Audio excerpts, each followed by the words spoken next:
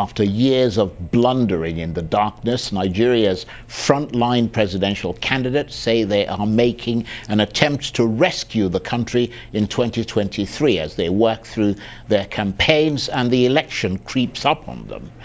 But are they likely to save Nigeria, or will they continue to stumble through the darkness, taking the country into worse danger? Should we feel hope or a rising sense of panic? Well, as the election draws near and the competing parties launch substantial policy papers, their presidential candidates have been giving seminal speeches at home and abroad. The latest is the Labour Party's presidential candidate, Peter Obi, who's gone to Chatham House in London to engage with the international community and Nigerians in the diaspora on his vision for policy change and institutional reforms in Nigeria. Our Eyes chief correspondent John Cookson caught up with him in London. Like every other nation, we're not going to fulfill it overnight. What we want to do is to reverse the present trend and show that we're on path to growth, we're on path to doing the right things, build the sense of hope that will help us to mobilize the resources to continue trading on that path. No government have enough. No government have fulfilled everything overnight. People are not expecting in Nigeria 100% result. They want 100% effort. And that we're in the right direction. And with that hope, we'll start mobilizing resources to continue trading on the right path. Now, there are millions of more voters this time than before. I think you mentioned 12 million more voters. How can you be sure that these young people who traditionally don't vote actually go to the polling booth and vote? Because of what they're going through. You know, they're left out there without any means of livelihood, without knowing where the next meal will come from, without any jobs. So for them, it's critical. But most of them are running for presidency through me. And my promise is that I will not let them down. We must build a Nigeria where they will be proud to say they are Nigerians. And that's what I want to do. You're going to need the young people to be president, but you're also going to need the backing of the Muslim population, which traditionally votes for the president. Are you confident that you've got their vote? Well, as a devout Catholic. No, let me tell you, there's no religion in Nigeria that is not suffering. There's nobody that buys bread cheaper. Everybody's going through the same problem. The Muslims don't have uninterrupted electricity. They don't have good roads. They don't have good schools. When universities closed down, the Muslims, the Christians, everybody, the same thing. So religion is not an issue. It's an elite conspiracy to continue to be in power. That is not the issue today.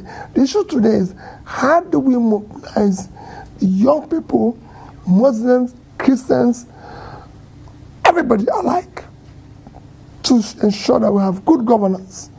A governance that cares for everybody, Muslim and Christians alike. And that's what we're going to do. Now, when you become president, what's your foreign policy as far as the UK is concerned?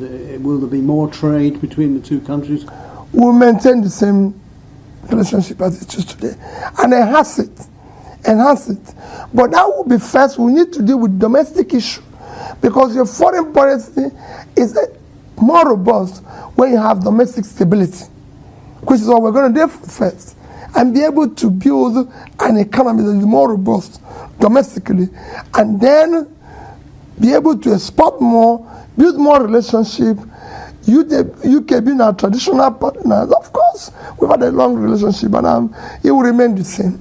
What's your number one priority? What do you want to achieve within the 100 days? Well, it's not about what I'm going to achieve in 100 days. It's about bringing government that people can trust. Of course, we're going to focus on fighting and ensuring that we secure the country, dealing with issues of rule of law, bringing civility and order in the system. A major speech, of course, delivered by Peter Obi at Chatham House. How did he come across?